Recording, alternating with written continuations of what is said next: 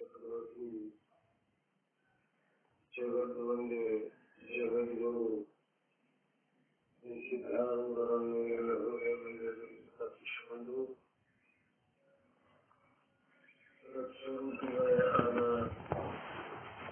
ಪರಮ ಪಾವನಮೂರ್ತಿ ಸದ್ಗುರುಗಳ ದಿವ್ಯ ಪಾದಾರವಿಂದಗಳಲ್ಲಿ ಗ್ರಂಥಕರ್ತರು ಕಾರ್ಯಕ್ಕೆ ಕಾರಣೀಭೂತರು ಆದ ಶ್ರೀ ಸದ್ಗುರು ಶ್ರೀರಾಮ ದೇವರ ಅವರುಗಳಿಗೆ ವಂದಿಸಿ ಪ್ರಸ್ತುತ ಗ್ರಂಥವನ್ನು ಮರಾಠಿ ಭಾಷೆಯಲ್ಲಿ ಅನುವಾದಿಸಿದ ಪೂಜ್ಯ ನೆನೆ ಅವರ ದಿವ್ಯ ಪಾದಾರವಿಂದಗಳಲ್ಲಿ ಕೂಡ ಮಾತು. ಪ್ರಸ್ತುತ ಗ್ರಂಥದಲ್ಲಿ ಪ್ರವೃತ್ತರಾಗಿ ಗ್ರಂಥದಲ್ಲಿ ಹೇಳಲ್ಪಟ್ಟಂತಹ ವಿಷಯವನ್ನು ಯಥಾರ್ಥವಾಗಿ ತಿಳಿದು ಧನ್ಯರಾಗಬೇಕು ಅಂತ ಪ್ರವೃತ್ತರಾದಂತಹ ಎಲ್ಲ ಮಹಾತ್ಮರ ಅಳಿದವರಿಗೆ ಕೊಡಮತ್ತು ಇಂದಿನ ಈ ವಿಷಯದಲ್ಲಿ ಸ್ವಲ್ಪವೇ ನಾವು ಪ್ರವೃತ್ತರಾಗೋಣ. ಮುಂದಿನ ದಿವಸ ಮಂಗಳಾಚರಣೆಯನ್ನು ಮಾಡ್ಕೊಂಡು ಬಂದೆವು. ಯಾವುದೇ ಒಂದು ಶುಭ ಕಾರ್ಯದಲ್ಲಿ ಪ್ರವೃತ್ತರಾಗಬೇಕಾಗಿತ್ತು ಅಂತಂದ್ರೆ ಆ ಕಾರ್ಯ ನಿರ್ವಿಘ್ನವಾಗಿ ಪೂರ್ಣತ್ವವನ್ನು ಪ್ರಾಪ್ತ ಮಾಡಬೇಕಾಗಿತ್ತು ಅಂತಂದ್ರೆ ಅದಕ್ಕೋಸ್ಕರವಾಗಿ ಸಂಬಂಧಿತ ದೇವಿ ದೇವತೆಗಳಾಗಲಿ ಸದ್ಗುರುಗಳನ್ನಾಗಲಿ ಸ್ತುತಿಸುವುದು ನಮ್ಮ ಸಂಸ್ಕೃತಿಯ ವಾಡಿಕೆ. ಆ ವಾಡಿಕೆಗೆ ಅನುಗುಣವಾಗಿ ಈ ಟೀಕಾಕಾರರಾದಂಥವರು ತಮ್ಮದೇ ಆದಂತಹ ಒಂದು ಮಂಗಳಾಚರಣೆಯನ್ನು ಇಲ್ಲಿ ಮಾಡಿಕೊಂಡು ಆ ಮಂಗಳಾಚರಣೆಯ ಪ್ರಯೋಜನ ಏನು ಅಂದ್ರೆ ನಿರ್ವಿಘ್ನ ಸಮಾಪ್ತಿ ಕಾರಣ. ಅಂದ್ರ ಈ ಗ್ರಂಥ ನಿರ್ವಿಘ್ನವಾಗಿ ಮಂಗಳವನ್ನು ಹೊಂದಬೇಕು ಅನ್ನುವಂಥದ್ದೇ ಅಪೇಕ್ಷೆ. ಈ ಮಂಗಳಾಚರಣೆಯಲ್ಲಿ ಏನು ದೃಷ್ಟಾಂತವನ್ನು ಕೊಟ್ಟುಕೊಂಡು ಬಂದಿದ್ದಾರೆ ಆ ದೃಷ್ಟಾಂತದಲ್ಲಿ ರಾಮ, ಸೀತೆ, ಸಮುದ್ರ, ತನ್ನಲ್ಲಿ ಆ ಸಮುದ್ರದ ಮೇಲೆ ಕಟ್ಟಿದಂತಹ ಸೇತುವೆ, ಈ 4 ಶಬ್ದಗಳು ಅಲ್ಲಿ ಬರ್ತಾ ಇವೆ. ಅವುಗಳ ಬಗ್ಗೆ ವಿಶೇಷವಾಗಿ ಹೇಳುವುದಕ್ಕೆ ತಿಳ್ಕೊಳ್ಳುವುದರಲ್ಲಿ ಮುಂದಿನ ದಿವಸ ನಡೆದುಕೊಂಡು ಬಂದಂತಹ ವಿಷಯ, ಈ ಮಂಗಳಾಚರಣೆಯನ್ನು ಮಾಡಿದ ನಂತರ ಮತ್ತೆ ಒಂದು ಆರ್ಯಾವೃತ್ತ ಬರ್ತಾ ಇದೆ. ಪೂರ್ವದಲ್ಲಿ ಸ್ವಲ್ಪ ವ್ಯಾಕರಣ ಕಡೆಗೆ ನಿಮ್ಮನ್ನು ಕರೆದೊಯ್ತಾ ಇದ್ದೇನೆ. ಇಲ್ಲಿ ಏನು ಈ ಶ್ಲೋಕದಲ್ಲಿ ಉಪಮಾನ ಮತ್ತು ಉಪಮೇಯಗಳು ಅಂತ ಬರ್ತಾ ಇದ್ದಾವೆ. ವ್ಯಾಕರಣದಲ್ಲಿ ಉಪಮಾನ ಉಪಮೇಯ ಅಂತ ಬರ್ತಾವ. ಅಂದ್ರ ಇಲ್ಲಿ ಶೀತ ಅಂದ್ರೆ ಏನು? ಶಾಂತಿ, ಶಾಂತಿ ಅಂದರೆ ಶೀತ. ಇಲ್ಲಿ ಅಲಂಕಾರಗಳಲ್ಲಿ ಉಪಮ ಅಲಂಕಾರ, ರೂಪಕ ಅಲಂಕಾರ, ಹಿಂಗ ಅಲಂಕಾರದಲ್ಲಿ ಅನೇಕ ಪ್ರಕಾರದ ಅಲಂಕಾರಗಳದಾವ. ಯಾಕಂದ್ರೆ ದಿವಸ ನಾವು ಹೇಳಿದೆವು, ಜಜತಿ, ಸುಜಾತಿ, ಸುಲಕ್ಷಣ, ಸುವರ್ಣ, ಸರಸ, ಸುಹೃತ್, ಭೂಷಣ ಅಂತ ಎಷ್ಟೇ ಸುಂದರವಾಗಿ ಇದ್ದಾಗ ಕೂಡ ಏನು ಜಜತಿ ಅಂದ್ರೆ ಯಜತಿ, ಸುವರ್ಣ ಅಂದ್ರೆ ಒಳ್ಳೆ ಅಕ್ಷರಗಳಿಂದ ಕೂಡಿಕೊಂಡದ್ದರ ಕಾವ್ಯ ಒಳ್ಳೆ ಒಳ್ಳೆ ಅಕ್ಷರಗಳಿಂದ ರಾಸಬದ್ಧ ಅದ ಅಥವಾ ಆ ಸ್ತ್ರೀಗಳು ಒಳ್ಳೆ ವರ್ಣಂದ್ರ ಬಣ್ಣದಿಂದ ಕೂಡಿಕೊಂಡಿದ್ದಾಗ ಕಾವ್ಯಗಿದ್ದ ಸರಸ ರಸಯುಕ್ತವಾಗಿದ್ದ ಯೌವನದಿಂದ ತುಂಬಿಕೊಂಡಿದ್ದಾಳೆ. ಕಾವ್ಯದಲ್ಲಿ ಸರಸಂದ್ರ ರಸಗಳಿದ್ದವ, ಯಾಗ ವ್ಯವಹಾರದಲ್ಲಿ ಷಡ್ರಸಗಳಿದ್ದವ, ಹಾಗೆ ಕಾವ್ಯದಲ್ಲಿಯೂ ಕೂಡ ರಸ ಅದ. ಆ ರಸದ ನಿಷ್ಪತ್ತಿ ಆಯ್ತು ಅಂದ್ರೆ ನಮಗ ಅನುಭವ ಬರ್ತದೆ. ಆ ಅನುಭವ ಬಂದಾಗ ನಮಗ ಆನಂದ ಆಗಲ್ಲ. ಅಲ್ಲಿನ ರಸಗಳದಾವ, ಏನು ವೀರ ರಸ, ಶೃಂಗಾರ ರಸ, ವೀರ ರಸ, ರೌದ್ರ ರಸ, ವಿಭತ್ಸ ರಸ, ಶಾಂತಿ ರಸ. ಈಗ ಕಾವ್ಯದಲ್ಲಿ ಆದ್ರೂ ಕೂಡ ರಸಗಳಿದ್ದಾವ. ಈ ಜೀವೇಂದ್ರಿಯಗಳಿಗೂ ಕೂಡ 6 ರಸಗಳಲ್ಲಿ ಹೇಳ್ಕೊಂಡು ಬಂದಿದ್ದಾರೆ. ಈಗ ಸರಸ ಸುಬರಲು ಸರಸ ಸುವೃತ್ತ, ಈ ವೃತ್ತಗಳು ಕೂಡ ಆ ಕಾವ್ಯದ ನಿಯಮಕ್ಕೆ ಅನುಗುಣವಾಗಿಯೇ ಕವಿತೆಗಳನ್ನ ಅಥವಾ ಶ್ಲೋಕಗಳನ್ನ ರಚಿಸಲಾಗಿದೆ. ಈಗ ಇದ್ದಾಗ ಯಾವ್ದಾದ್ರು ಕೂಡ ಭೂಷಣಗಳನ್ನು ಏನಾಗಿ, ಭೂಷಣ ಅಂದ್ರೆ ಆಭೂಷಣ ಇಲ್ಲದೆ, ಅಲಂಕಾರವಿಲ್ಲದೆ ಕೆಲವೊಂದು ವಸ್ತುಗಳು ಶೋಭಾಯಮಾನವಾಗುವುದಿಲ್ಲ, ಸುಂದರವಾಗಿ ತೋರುವುದಿಲ್ಲ. ಅವು ಯಾವುವು ಅಂತಂದ್ರ ಕವಿತಾ, ವನಿತಾ, ನಿತ್ತ. ಕವಿತೆ, ಕವಿತೆ ಅಂದ್ರ ಆ ಸಂಕ್ಷಿಪ್ತದಲ್ಲಿ ರಾಸಬದ್ಧವಾಗಿ ಹೇಳಲ್ಪಟ್ಟಂತಹ ಮಾತುಗಳ ಏನದಾನು ಕವಿತೆಗಳು ಅನ್ಸ್ಕೊತವ. ಆ ಕವಿತೆಗೆ ಏನ್ ಬೇಕು? ಅಲಂಕಾರ ಬೇಕು, ಭೂಷಣ ಬೇಕು. ಆನಂತರ ವನಿತಾ ಅಂದ್ರೆ ಸ್ತ್ರೀಯರಿಗೂ ಭೂಷಣ ಬೇಕು. ಸ್ತ್ರೀಯರಿಗೆ ಭೂಷಣ ಯಾಕೆ ಬೇಕು ಅನ್ನೋದಕ್ಕೂ ಶಾಸ್ತ್ರದಲ್ಲಿ ಬೇರೆ ಬೇರೆ ರೀತಿ ಹೇಳ್ತಾರೆ. ಭೂಷಣ ಯಾಕೆ ಬೇಕು? ಸುಂದರ ಇದ್ದಕ್ಕೆ ಎದಕ್ಕೆ ಬೇಕು? ಸುಂದರ ಅಲ್ಲ, ಮತ್ತೆ ಯಾಕೆ ಆಕೆಗೆ ಬೇಕಪ್ಪ? ಆ ಸುಂದರತೆಯನ್ನು ಇವು ಹೆಚ್ಚಿಸ್ತವೇನು ಆಭೂಷಣಗಳು ಅಂತಂದ್ರ ಭೂಷಣ ಪಾಯ ಬಾಧ ಅಂತಂತೂ ಒಂದು ಕಾವ್ಯ ಬರ್ತದ ಶಾಸ್ತ್ರದ. ಕಾವ್ಯಶಾಸ್ತ್ರ ಅಂತೂ ಒಂದು ಶಾಸ್ತ್ರನೇ ಬೇರೆ ಆಗೋದು. ಇವಾಗ ಇರೋ ಅಧ್ಯಾತ್ಮ ಶಾಸ್ತ್ರದ ಕಾವ್ಯಶಾಸ್ತ್ರ, ವ್ಯಾಕರಣ ಶಾಸ್ತ್ರ, ಅಲಂಕಾರ ಶಾಸ್ತ್ರ, ಛಂದಸ್ಸ ಶಾಸ್ತ್ರ ಅಂದ್ರೆ ಬೇರೆ ಬೇರೆ ಬಿಡಿ ಬಿಡಿಯಾಗಿ ಅದನ್ನ ಹೇಳ್ಕೊಂಡ್ ಬಂದಾರೆ. ಆ ಕಾವ್ಯಶಾಸ್ತ್ರದಲ್ಲಿ ಏನ್ ಹೇಳಿದ್ದಾರಂದ್ರೆ ಸುಂದರವಾದ ಸ್ತ್ರೀಯರಿಗೆ ಆಭೂಷಣಗಳ ಅವಶ್ಯಕತೆ ಏನು? ಅದಕ್ಕೆ ಅವ್ರು ಏನ್ ಹೇಳಿದ್ರು, ಸುಂದರವಾದ ಸ್ತ್ರೀಯನ್ನು ನೋಡಿದಾಗ ಕಣ್ಣುಗಳು ಏನ್ ಆಗ್ತಾವ, ಕೆಲವೊಂದು ಕಣ್ಣುಗಳ ಸುಮಾರು ಇರ್ತಾವ, ಕಣ್ಣಿನ ಮೂರ್ತಿಯು ಕೂಡ ಸಿಡಿದು ಬೀಳ್ತದ.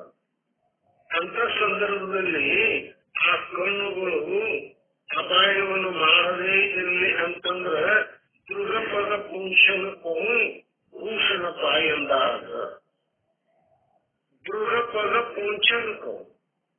ಈಗ ಹೊರಗಿನಿಂದ ನಾವು ಬರ್ತೇವೆ, ಮನೆಯಲ್ಲಿ ಪ್ರವೇಶ ಮಾಡ್ತೇವೆ, ಹೊರಗೇನೋ ಮಳೆ ಆಗ್ಯದ, ಕೆಸರಾಗ್ಯದ. ಆ ಕೆಸರುಗಾಲ ಹಾಗೆ ಮನೆಯೊಳಗೆ ತಂದೆವು ಅಂತಂದ್ರ ಮನೆಯೆಲ್ಲ ವರ್ಷ. ಅದಕ್ಕ ಆ ಮನೆ ಬಾಗಿಲುಗಳು ಒಂದು ಮ್ಯಾಟ್ ಅಂತ ಇಟ್ಟಿರ್ತಾರೆ. ಅದಕ್ಕೆ ಪಗಪುಂಚನಿ ಅಂತ ಹಿಂದಿಯೊಳಗೆ ಹೆಸರು. ಅದಕ್ಕ ಪಗ ಅಂದ್ರ ಕಾಲು, ಪುಂಚನಿ ಅಂದ್ರೆ ವರ್ಷದ. ಆ ಕಾಲ ಅಲ್ಲಿ ವರ್ಷಿ ಒಳಗೆ ಬಂದೇವು ಅಂದ್ರೆ ಮನೆ ಹೊಲಸಾಗುದಿಲ್ಲ, ಮನೆಗೆ ಯಾವುದೇ ದೋಷ ಬರುವುದಿಲ್ಲ. ಆಗ ಆ ಸುಂದರವಾದ ಸ್ತ್ರೀಯರಿಗೆ ಆಗಲಿ, ಸುಂದರವಾದ ಕವಿತೆಗೆ ಆಗಲಿ, ಈ ಅಲಂಕಾರಗಳು ಏನು ಇದ್ದಾವ ಅಂತ ಕೇಳಿದಾಗ ಮೃಗ ಪಗ ಪುಂಚನಿ ಇದ್ದಾವ. ಅವುಗಳನ್ನ ಅಂದ್ರೆ ಆ ಆಭೂಷಣಗಳ ಕಡೆ ನಮ್ಮ ದೃಷ್ಟಿ ಹೋಯ್ತಂದ್ರ ಆ ಸುಂದರವಾದಂತ ಸ್ತ್ರೀಯ ಕಡೆಗೆ ನಮ್ಮ ದೃಷ್ಟಿ ಹೋಗುವುದಿಲ್ಲ. ಅಂದ್ರ ನಮ್ಮ ಕೆಟ್ಟ ದೃಷ್ಟಿಗೆ ಆ ಪರಿಣಾಮಕ್ಕೆ, ಕೆಟ್ಟ ದೃಷ್ಟಿಯ ಪರಿಣಾಮಕ್ಕೆ ಅವಳು ಬಲಿ ಆಗುವುದಿಲ್ಲ ಅನ್ನೋ ಉದ್ದೇಶದಿಂದ ಸುಂದರವಾದ ಸ್ತ್ರೀಯರಾದರೂ ಕೂಡ ಆಭೂಷಣಗಳನ್ನು ಧರಿಸಬೇಕು ಅಂತ ಆ ಕಾವ್ಯಶಾಸ್ತ್ರದಲ್ಲಿ ಹೇಳ್ಕೊಂಡು ಬಂದಿದ್ದಾರೆ. ಅದಕ್ಕೆ ಈಗ ಅಲಂಕಾರಗಳು ಅಂತ ಆ ಅಲಂಕಾರದಲ್ಲಿ ಒಂದು ಅಲಂಕಾರದ ಭಾಗ ಉಪಮಾಲಂಕಾರ, ಅನಂತರ ರೂಪಕ ಅಲಂಕಾರ, ಅನನ್ವಯ ಅಲಂಕಾರ, ಈಗ ಅಲಂಕಾರಗಳು ಅನೇಕ ಇದ್ದಾವೆ. ಈಗ ನಮಗೆ ಬೇಕಾದದ್ದು ಒಂದು ಉಪಮಾ ಅಲಂಕಾರ ಅಂತ ತಿಳ್ಕೊಳ್ಳೋಣ. ಪ್ರಸಂಗ ಬಂದಾಗ ಯಾವಾಗ ಬರ್ತೋ ಆ ಅಲಂಕಾರವನ್ನು ಅವಲೋಕವನ್ನು ಉಪಮೆಯನ್ನು ಕೊಟ್ಟರು. ಯಾರು ಆ ಶಾಂತಿ ಅಂದ್ರೆ ಬೇರೆ ಅಲ್ಲ ಮತ್ತು ಆ ಸೀತಾ ಅಂದ್ರೆ ಬೇರೆ ಅಲ್ಲ. ಆ ಸೀತೆಗೆ ಶಾಂತಿಯ ಉಪಮೆಯನ್ನು ಕೊಟ್ಟರು. ಅಂದ್ರ ಅದಕ್ಕೆ ಒಂದು ಕೆಲವೊಂದ್ಸಲ ಎರಡೂ ಒಂದೇ ಅಂತ ಹೇಳುವುದು, ಅದಕ್ಕೆ ಬಿಟ್ಟು ಆಗುತ್ತಿಲ್ಲ. ಅದರಂತೆ ಅದು ಅನ್ನೋದಕ್ಕೆ ಅನನ್ವಯ ಅಲಂಕಾರ ಅಂತ. ಅನನ್ವಯ ಅಲಂಕಾರ ಅಂದ್ರ ಏನು? ಜ್ಞಾನಹು ಭರತ ಭರತ ಸಮಭಾಯಿ. ಭರತನಂತವ ಭರತನೇ ಮತ್ತೊಬ್ಬರಿಲ್ಲ ಅಂತವ್ರು ಅನ್ನುವಂತ ಹೇಳುವುದು. ಅವನಿಗೆ ಅವನೇ ಉಪಮ ಸತ್ಯವಂದ್ರ ಅದಕ್ಕೆ ಅನನ್ವಯ ಅಲಂಕಾರ ಅನ್ನಬೇಕು. ಅವನಿಗೆ ಮತ್ತೊಬ್ಬರದು ಉದಾಹರಣೆ ಸತ್ಯವಂದ್ರ ಅದಕ್ಕೆ ಉಪಮ ಅಲಂಕಾರ ಅನ್ನೋದು. ಮತ್ತೊಬ್ಬರದು ಅಂದ್ರೆ ಶಾಂತಿ ಮತ್ತು ಶೀತ, ಶೀತ ಮತ್ತು ಶಾಂತಿಯನ್ನು ಇದು ಏನ್ ಮಾಡಿದ್ರು?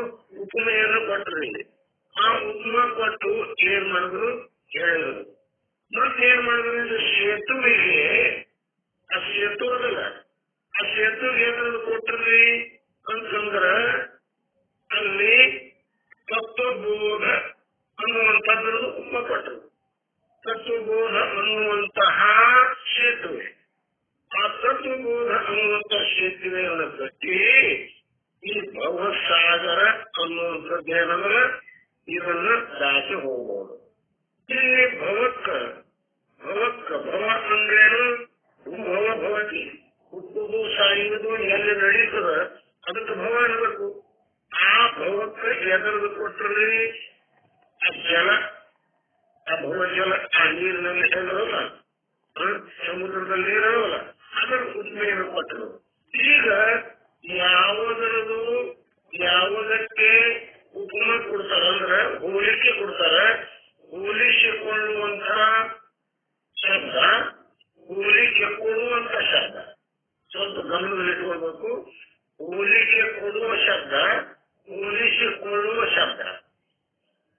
ಯಾವುದು ಹೋಲಿಕೆ ಕೊಡ್ತದ ಅಂದ್ರೆ ಇದು ಹೀಗ ಅಂತ ಹೇಳ್ತದ, ಆ ಶಬ್ದಕ್ಕೆ ಏನಬೇಕು ಮತ್ತು ಯಾವುದರ ಬಗ್ಗೆ ಹೇಳ್ತದ ಅದಕ್ಕೆ ಏನಬೇಕು.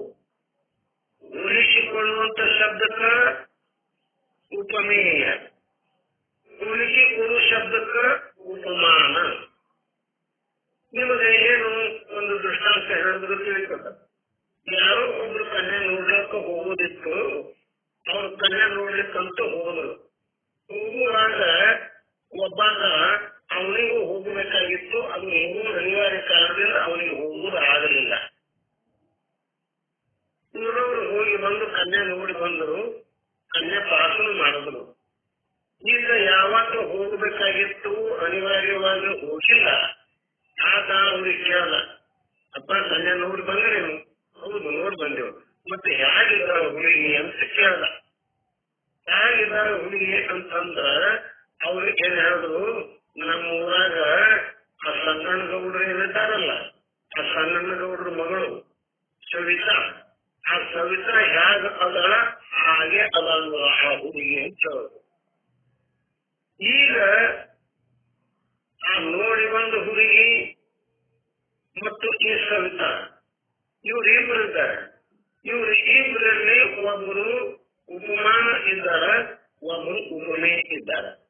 ನೋಡಿ ಬಂದ ಹುಡುಗಿ ಉಪಮೇಯ, ಈ ಊರನ್ನು ಸಂಗನಗೌಡರ ಮಗಳು ಹುಡುಗಿ ಕೆಲವರೆಗೂ ಉಪಮಾನ. ಈಗ ಉಪಮಾನ ಉಪಮೇಯಗಳಿಂದ ಕೂಡಿಕೊಂಡಂಥದ್ದು ಈ ಪದ್ಯ. ಇದನ್ನು ಕೂಡ ನಮಗ ಒತ್ತಿ ಇರಬೇಕಂತ ಸಂಕ್ಷಿಪ್ತವಾಗಿ ಆ ವ್ಯಾಕರಣದ ವಿಷಯವನ್ನು ನಾನು ಹೇಳ್ಕೊಂಡು ಬಂದೆ. ಈಗ ಇಂಥದ್ದು ಇಲ್ಲಿ ಎಲ್ಲವನ್ನೂ ಹೇಳ್ಕೊಂಡು ಬಂದು ಒಂದೊಂದೇ ಮಾತನ್ನ ಬಿಡಿಬಿಡಿಯಾಗಿ ಏನಪ್ಪಾ ಅಂತಂದ್ರ ಇಲ್ಲಿ ಹೇಳ್ಕೊಂಡು ಬಂದರು. ಇನ್ನ ಅದನ್ನು ಸ್ವಲ್ಪ ನೀವು ಗ್ರಂಥದಲ್ಲಿ ಏನಪ್ಪಾ ಅಂತಂದ್ರ ಅಂದ್ರ ಓದ್ಕೊಂಡ್ರ ಮತ್ತಿಷ್ಟು ತತ್ವದ ಸುಸ್ಪಷ್ಟವಾಗಿ ಅದರ ಅರ್ಥವನ್ನು ನೀವು ತಿಳಿಯಬಹುದು. ಮತ್ತಿನ ಗ್ರಂಥ ಇಲ್ಲ ಅಂತಂದ್ರೆ ಸ್ವಲ್ಪ ತೊಂದರೆ ಆಗ್ತದ. ಅದಕ್ಕೆ ಇಲ್ಲಿ ಏನ್ ಉತ್ತರ ಸರಿ ಅವರು ಇದವಲ್ಲ, ಈ ಶ್ರೀರಾಮ ಅನ್ನುವಂತಹ ಈ ಸದ್ಗುರು ಏನಲ್ಲ ಪರಮ ಶಾಂತಿಯನ್ನ ಪಡೆದಿದ್ದಾರೆ. ಅಲ್ಲಿ ಯಾಗ ಅವ್ರ ಶಾಂತಿ ಇದ್ದಾರಲ್ಲ, ಆಗ ಪರಮ ಶಾಂತಿಯಿಂದ ಕೂಡಿಕೊಂಡಂತ ಆ ಸದ್ಗುರು ಏನಿದ್ದಾರಲ್ಲ, ನಮಗೆ ಏನ್ ಮಾಡ್ಬೇಕಾಗಿದೆ, ಈಗ ನಮ್ಮ ಮೇಲೆ ಅನುಗ್ರಹವನ್ನು ಮಾಡಬೇಕಾಗಿದೆ. ಅದಕ್ಕೆ ಜ್ಞಾನ ಪ್ರಮಾಣ ರಾಮಚಂದ್ರ ರಾವಣಾದಿ ರಾಕ್ಷಸಂತ ನಾಶಕರಣರ आहे, त्याचप्रमाणे राम सद्गुरु कामक्रोधाದಿ ರೂಪ ರಾಕ್ಷಸಂತ ನಾಶ करणार आहे. ಆ ದೃಷ್ಟಾಂತದಲ್ಲಿ ಇಲ್ಲಿ ಏನು ಮೊದಲದಲ್ಲಿ ರಾಮಚಂದ್ರ ಏನಿದ್ದಾನ, ಕಾಮ ಕ್ರೋಧ ಅನ್ನುವಂತ ಈ ಅರಿಷಡ್ ವರ್ಗಗಳನ್ನ ಏನಂದ್ರೆ ಇಲ್ಲಿ ರಾವಣಾದಿಗಳು, ರಾವಣ ಕುಂಭಕರ್ಣಾದಿಗಳು ಏನಿದ್ದಾರಲ್ಲ, ಅವರಿಗೆ ಈ ಕಾಮ ಕ್ರೋಧಾದಿಗಳ ಉಪಮೇಯ ಕೊಟ್ಟು ಹೇಳಿದ್ರು. ಅವರನ್ನು ಹೇಗ ಆತ ನಾಶ ಮಾಡಲ್ಲ, ಅದೇ ರೀತಿಯಾಗಿ ಸದ್ಗುರು ಅನ್ನುವಂತ ಈ ರಾಮ ಇಲ್ಲಿನ ಉತ್ತಮ ಮತ್ತು ಉತ್ತಮ ಉಪಮೇಯದ ಇಲ್ಲಿನು ಆ ಸದ್ಗುರು ಅನ್ನುವಂತ ರಾಮ ಏನ್ ಮಾಡ್ತಾರಂದ್ರ, ಶಿಷ್ಯನಲ್ಲಿ ಇರ್ತಕ್ಕಂತ ಕಾಮ ಕ್ರೋಧಾದಿಗಳು ಏನು ಹರಿಷಡ್ ವರ್ಗಗಳಿದ್ದಾವ, 6 ಪ್ರಕಾರದ ಶತ್ರುಗಳಿದ್ದಾವ, ಅವುಗಳನ್ನು ನಾಶ ಮಾಡ್ತಾನೆ ಅಂತ ಹೇಳ್ಕೊಂಡು अదే प्रकारವಾಗಿ ಮತ್ತೆ ज्याप्रमाणे श्रीरामचंद्राने आपल्या सेनेला समुद्रातून पार नेण्याच्या हेतूने समुद्रावर सेतू बांधला, त्याचप्रमाणे श्रीराम सद्गुरूने मुमुक्ष जनांचा संसार समुद्राच्या पार नेण्यासाठी त्यावर तत्वबोध सेतू बांधला आहे. ಇಲ್ಲಿ ಮತ್ತೊಂದು ಉಪಮಾನ ಕೊಟ್ಟ ಏನ್ ಹೇಳಿದ್ರು, ಯಾವ ರೀತಿಯಾಗಿ ಶ್ರೀರಾಮಚಂದ್ರನು ಆ ಪರಮಶಾಂತಿ ಅಂತ ಸ್ಥಿತಿಯನ್ನು ಪಡೆಯುವುದಕ್ಕೋಸ್ಕರವಾಗಿ ಸಮುದ್ರದ ಮೇಲೆ ಏನು ಸೇತುವೆಯನ್ನು ಕಟ್ಟಿ ಆ ಸೇತುವೆ ಮುಖಾಂತರವಾಗಿ ಶ್ರೀಲಂಕೆಯನ್ನು ಪ್ರವೇಶಿಸಿ ಆ ಪರಮಶಾಂತಿ ರೂಪ ಸ್ಥಿತಿಯನ್ನು ಪಡೆದನು. ಅದೇ ರೀತಿಯಾಗಿ ಇಲ್ಲಿ ಸದ್ಗುರುಗಳು ಏನ್ ಮಾಡ್ತಾರೆ ಅಂತ ಕೇಳುವಾಗ ತತ್ವಬೋಧ ಅಂದ್ರೆ ತತ್ವ ಅಂದ್ರೆ ಆ ಪರಮಾತ್ಮ, ಅಂದ್ರೆ ಈ ಜೀವಾತ್ಮ, ಇವರೆಲ್ಲರಲ್ಲಿ ಇರ್ತಕ್ಕಂಥ ಈ ಸಂಬಂಧವನ್ನು ಕಲ್ಪಿಸಿಕೊಳ್ಳುವುದಕ್ಕೋಸ್ಕರವಾಗಿ ಆ ತತ್ವಬೋಧ ಅನ್ನುವಂಥದ್ದು ಸೇತುವೆಯನ್ನು ಕಟ್ಟಲ. ಆಗ ಸಮುದ್ರದ 2 ದಂಡೆಗಳನ್ನ ಕೂಡಿಸಲಿಕ್ಕೆ ಆ ಸೇತು ಆಧಾರ ಆಯಿತು. ಆಗ ಆ ತತ್ವ ಅಂತ ಪರಮ ತತ್ವ ಏನದ, ಚೇತನ ಏನದ, ಬ್ರಹ್ಮ ಸ್ವರೂಪ ಏನದ, ಆ ಸ್ವರೂಪದೊಡನೆ ಈ ತಮ್ಮ ಅನ್ನುವಂತ ಜೀವನ ಐಕ್ಯತ್ವವನ್ನು ಸಾಧಿಸುವುದಕ್ಕೋಸ್ಕರವಾಗಿ ಇಲ್ಲಿ ಯಾವುದು ಸೇತುವೆ, ಆ ಸೇತುವೆ ದೃಷ್ಟಾಂತ ಕೊಟ್ಟಲ್ಲ, ಅದು ಉಪಯೋಗ ಕೊಟ್ಟಲ್ಲ, ಅದು ಯಾವುದು ತತ್ವಬೋಧ. ಅಂದ್ರೆ ತತ್ವ ಅಂತ ಎಡ್ತರಬೇಕು, ತುಂಬ ಅಂತ ಎಡ್ತರಬೇಕು. ಆ ತತ್ವದ ವಾಚ್ಯಾರ್ಥವೇನು ಮತ್ತು ತೊಮ್ಮದ ವಾಚ್ಯಾರ್ಥವೇನು, ತತ್ವದ ಲಕ್ಷ್ಯಾರ್ಥವೇನು ಮತ್ತು ತೊಮ್ಮದ ಲಕ್ಷ್ಯಾರ್ಥವೇನು, ಇವೆಲ್ಲವುಗಳನ್ನು ಬಿಡಿಬಿಡಿಸಿ ಸದ್ಗುರುನಾಥ ಏನೇ ಹೇಳ್ಕೊಟ್ಟ. ಅದಕ್ಕೇನೆ ಏನನ್ಬೇಕು, ತತ್ವಬೋಧ ರೂಪ ಸೇತುವೆ ಅಂತ ಹೇಳ್ಕೊಂಡ್ಬಂದ್ರು. ಆನಂತರ ಮುಂದೆ ಶ್ರೀರಾಮ ज्याप्रमाणे लक्ष्मीच्या योगाने शोभायमान आहे, त्याचप्रमाणे श्री राम सद्गुरु ब्रह्म विद्यादी अनेक सद्गुरु रूप लक्ष्मीच्या योगाने शोभायमान आहे. म्हणून अशा श्रीराम रूप सद्गुरूला मी सादर नमस्कार करतो. ಇಲ್ಲಿ ಏನ್ ಹೇಳ್ತಾರಂತಂದ್ರೆ, ಯಾವ ರೀತಿಯಾಗಿ ಆ ಶ್ರೀರಾಮಚಂದ್ರನು ಶಾಂತಿ ಸ್ವರೂಪವಾದಂತ ಆ ಸೀತೆಯ ಸಂಘದಿಂದ, ಅವರ ಒಡನಾಟದಿಂದ ಅವರಿಗೂ ಕೂಡ ಒಂದು ಶೋಭೆ ಬಂದದಲ್ಲ. ಸೀತೆಯ ಒಡನಾಟದಿಂದ, ಸೀತೆಯ ಸಂಘದಿಂದ ಆ ಶ್ರೀರಾಮನಿಗೂ ಒಂದು ಶೋಭೆ, ಆ ಶೋಭೆ ಬಂದದಲ್ಲ. ಅದೇ ರೀತಿಯಾಗಿ ಸದ್ಗುರುಗಳಿಗೆ ಯಾವುದರ ಸಂಘದಿಂದ ಶೋಭೆ ಬಂದದಂತ ಕೇಳಿದಾಗ ಬ್ರಹ್ಮ ವಿದ್ಯಾದಿ ಅನೇಕ ಸದ್ಗುರು, ಬ್ರಹ್ಮ ವಿದ್ಯೆಯೇ ಮೊದಲು ಮಾಡಿಕೊಂಡು ಸದ್ಗುರುಗಳಲ್ಲಿ ಅನೇಕ ಶೋಭಾಯಮಾನ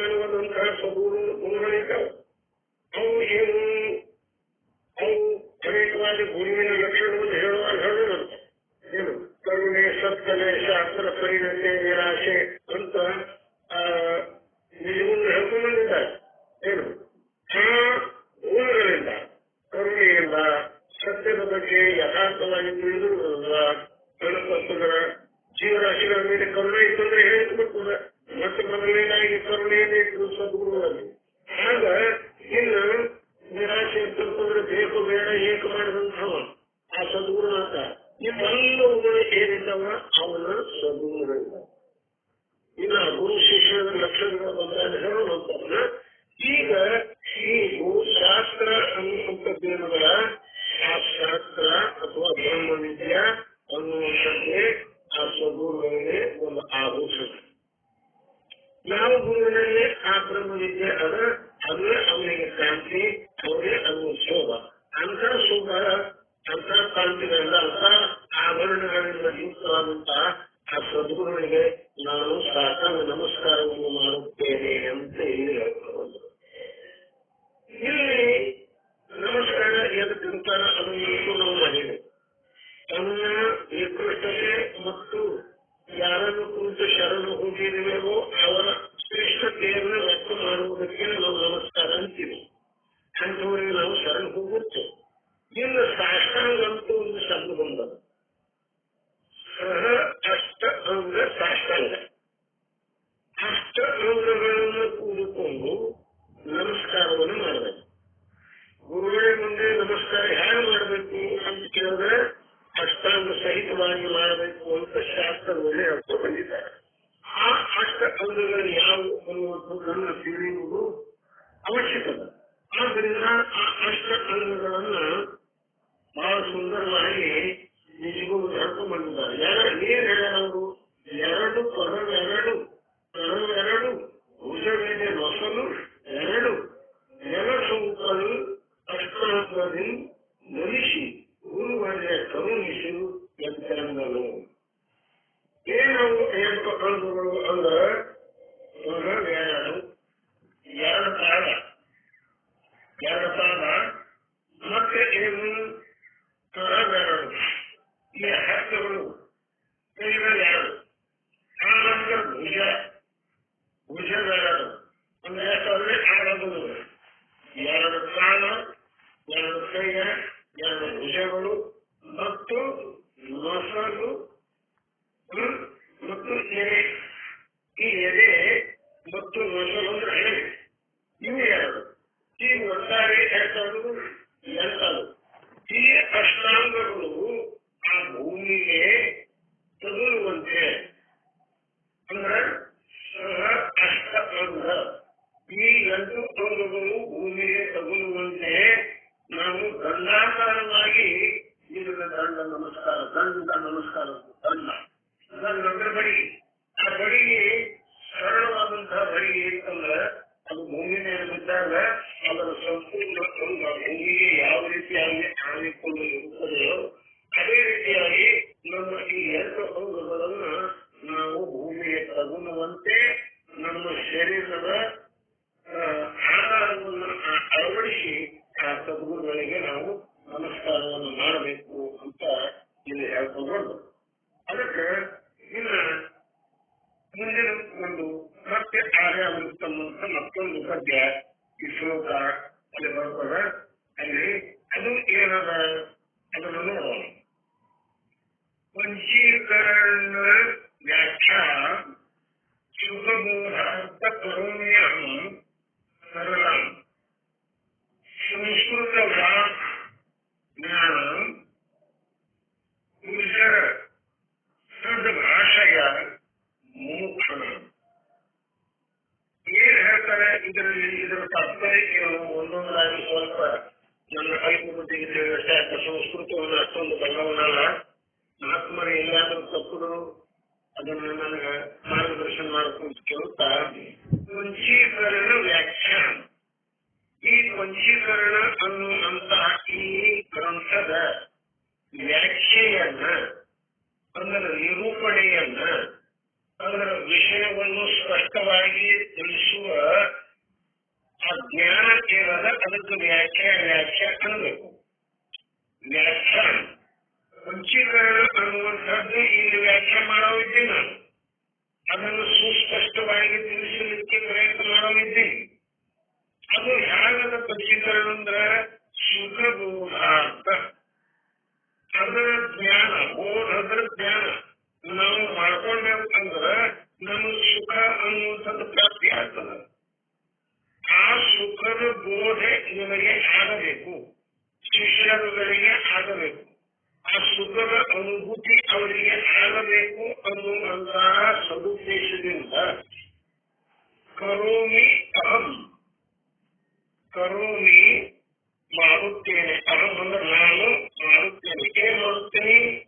ಆ ಬೋಧವನ್ನ ಸರಳ ಅತ್ಯಂತ ಸುಗಮವಾದ ರೀತಿಯಲ್ಲಿ ಅವರಿಗೆ ತಿಳಿಯುವಂತೆ ಈ ಪಂಚೀಕರಣ ಅನ್ನುವಂಥ ಗ್ರಂಥದ ಬೋಧನೆಯನ್ನ ನಾನು ಮಾಡ್ತೀನಿ ಅಂತ ಶ್ಲೋಕದಲ್ಲಿ ಈ ಮೊದಲನೇ ಅರ್ಧಭಾಗದಲ್ಲಿ ಹೇಳ್ತೀನಿ.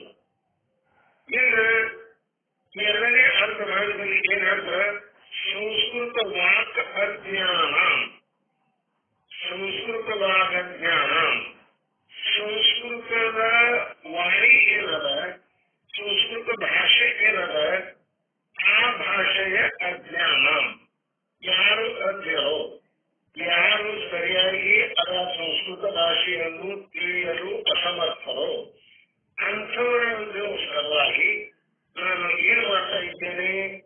ಗುರ್ಜರ ಭಾಷೆಯ, ಈ ಗುಜರಾತಿ ಭಾಷೆಯಲ್ಲಿ, ಗುರ್ಜರ ಭಾಷೆ ಅಂದ್ರೆ ಗುಜರಾತಿ ಭಾಷೆಯಲ್ಲಿ ಏನು ಮಾಡ್ತೀನಿ? ಅದನ್ನ ಅನುವಾದ ಮಾಡಿ ಆ ಮುಮುಕ್ಷುನಾಂ, ಆ ಮುಮುಕ್ಷುನಾಂ ಅಂದ್ರೆ ಆ ಮುಮುಕ್ಷುಗಳಿಗೆ ನಾನು ಏನ್ ಮಾಡ್ತೇನೆ? ಬೋಧನೆಯನ್ನ ಮಾಡ್ತಾ ಇದ್ದೇನೆ ಅಂತ ಹೇಳ್ಕೊಂಡ್ಬರ್ತಾರೆ. ಅದ್ರಲ್ಲಿ ಏನು ಅಂತಂದ್ರೆ ಈ ಪಂಚೀಕರಣ ಅನ್ನುವಂತಹ ಗ್ರಂಥ, ಈ ಗ್ರಂಥ ಆ ಕೇಳುವವರಿಗೆ ಅಂದ್ರೆ ಮುಮುಕ್ಷುಗಳಿಗೆ ಸುಲಭವಾಗಿ ತಿಳಿಬೇಕು ಅನ್ನುವಂತಹ ಉದ್ದೇಶದಿಂದ ಆ ಸಂಸ್ಕೃತದಲ್ಲಿ ಇದ್ದಂತಹ ಈ ಪಂಚೀಕರಣ ಅನ್ನುವಂತಹ ಗ್ರಂಥವನ್ನ ನಾನು ಅದನ್ನ ಗುಜರಾತಿ ಭಾಷೆಯಲ್ಲಿ, ನಿಮ್ಮ ಮಾತೃಭಾಷೆಯಲ್ಲಿ ಸುಲಭವಾಗಿ ತಿಳಿಯುವುದಕ್ಕೋಸ್ಕರವಾಗಿ ಅದನ್ನು ಅನುವಾದ ಮಾಡಿ ತಿಳಿಸುತ್ತೇನೆ ಅಂತ ಹೇಳ್ಕೊಂಡು ಬಂದ. ಯಾರಿಗೆ ತಿಳಿಸುತ್ತೇನೆ? ಈ ಗ್ರಂಥವನ್ನು ತಿಳಿಯಲಿಕ್ಕೆ ಅಧಿಕಾರಿಗಳು ಯಾರು ಅಂದ್ರೆ ಮುಮುಕ್ಷರು. ಯಾರಿಗೆ ಮೋಕ್ಷದ ಪ್ರಬಲವಾದ ಇಚ್ಛೆ ಇದೆಯೋ, ಮೋಕ್ಷವನ್ನು ಪಡೆಯಬೇಕು ಅನ್ನುವಂಥ ಪ್ರಬಲ ಇಚ್ಛೆ ಯಾರಿಗದ ಅವರಿಗೆ ಮಾತ್ರ ಈ ಗ್ರಂಥವನ್ನು ತಿಳಿಯುವುದರಿಂದ ಫಲ ಆಗ್ತದೆ. ಯಾರಿಗೆ ಅದರ ಇಚ್ಛೆ ಇಲ್ಲವೋ ಅವರು ಕೇಳಿದಾಗಾದ್ರೂ ಕೂಡ ಅದು ಫಲ ಕೊಡುವುದಿಲ್ಲ. ಅದರ ಸಲುವಾಗಿ ಇಲ್ಲಿ ಮೋಕ್ಷ ಅಂದ್ರೆ ಮೋಕ್ಷಕ್ಕೆ ಇಚ್ಛಾ ಕರ್ಮಿ ವಾಲ ಮುಮುಕ್ಷ ಅಂದ್ರೆ ಮೋಕ್ಷದ ಇಚ್ಛೆಯನ್ನು ಯಾರು ಬಯಸುತ್ತಾರೆ ಅವರಿಗೆ ಮುಮುಕ್ಷು ಅನ್ನಬೇಕು. ಇನ್ನು ಮೋಕ್ಷವೇ ಅಂದರೆ ಏನ್ರಿ? ಅದು ಒಂದು ಶಬ್ದದ ಬಗ್ಗೆ ಹೇಳಿಲ್ಲ. ಜನರ ಇಚ್ಛಾ, ಆನಂತರ ಸ್ತ್ರೀ ಇಚ್ಛಾ, ಪುತ್ರ ಇಚ್ಛಾ, ಜನದಾನದ ಇಚ್ಛಾ, ಇಂಥವೆಲ್ಲ ನಮ್ಗೆ ಇಚ್ಛಾ ನಮ್ಗೆ ಗೊತ್ತದ. ದ್ರವ್ಯದ ಇಚ್ಛಾ. ಆದ್ರೆ ಇದು ಮೋಕ್ಷ ಅಂತ ಏನು ಶಬ್ದ ಪ್ರಯೋಗ ಮಾಡಿರಲ್ಲ ಗುಣಾದ, ಅದು ನಮಗೆ ತಿಳಿಯಲಿಲ್ಲ. ಆ ಮೋಕ್ಷ ಅಂತ ಎದಕ್ಕೆ ಪಡೆಯಬೇಕು ಅಂತ ಕೇಳಿದಾದ್ರೆ ಗುರುಗಳಂದ್ರು, ಅಪ್ಪ ಮೋಕ್ಷ ಅಂದ್ರೆ ಎದಕ್ಕಂದ್ರ ಸರ್ವ ದುಃಖ ನಿವೃತ್ತಿ ಪರಮಾನಂದ ಪ್ರಾಪ್ತಿ ಅಂದ್ರೆ ಮೋಕ್ಷ. ಈ ಸರ್ವ ದುಃಖ ನಿವೃತ್ತಿ ಮತ್ತು ಪರಮಾನಂದ ಪ್ರಾಪ್ತಿ ಅಂತ ನೀವು ಹೇಳ್ಕೊಂಡು ಬಂದಿರಿ ಗುರುನಾಥ. ಆ ದುಃಖರೇ ಅಂತ ಎದಕ್ಕಂತಾರ ಮತ್ತು ಸರ್ವ ದುಃಖ ಅಲ್ಲಕತ್ತಿಲ್ಲ, ದುಃಖದ ಸ್ವಲ್ಪ ಒಂದು ಅದ, ಅದರ ಸರ್ವ ದುಃಖ ಅಂತ ಅಲ್ಲಕತ್ತಿರಲಿಲ್ಲ. ಆ ಸರ್ವ ದುಃಖ ಏನು? ಸರ್ವ ದುಃಖಕ್ಕ ಏನ್ ಹೇಳ್ಕೊಂಡ್ಬಂದರು? ಅಜ್ಞಾನ ಮತ್ತು ಕಾರ್ಯರೂಪ ಈ ದೇಹಾದಿ ಪ್ರಪಂಚವೇ ಸರ್ವ ದುಃಖ. ಅಜ್ಞಾನವೇ ಮೊದಲು ಮಾಡಿಕೊಂಡು ಆ ಅಜ್ಞಾನದ ಕಾರ್ಯವಾದಂತಹ ಈ ದೇಹಾದಿ ಪ್ರಪಂಚ ಎನ್ನುವುದು ಇದು ಏನದಲ್ಲ ದುಃಖಕ್ಕ ಮೂಲದ. ಅಂದ್ರೆ ಅಜ್ಞಾನ ಮತ್ತು ಈ ದೇಹಾದಿ ಪ್ರಪಂಚ. ಈ ದೇಹಾದಿ ಪ್ರಪಂಚ ಅಂದ್ರೆ ದೇಹ ಒಂದೇ ಇಲ್ಲ. ಈ ದೇಹದಲ್ಲಿ ಮತ್ತೆ ಬೇರೆ ಬೇರೆ ಅವಯವಗಳಿದಾವೆ. 5 ಅಂದ್ರೆ ಪಂಚ ಜ್ಞಾನೇಂದ್ರಿಯಗಳಿದ್ದಾವೆ, ಪಂಚ ಕರ್ಮೇಂದ್ರಿಯಗಳಿದ್ದಾವೆ, ಚತುರ ಅಂತಃಕರಣಗಳಿದ್ದಾವೆ. ಇವೆಲ್ಲ ಇದ್ದಾವೆ ನೋಡ್ರಿ. ಇವೆಲ್ಲವುಗಳು ಏನದವ?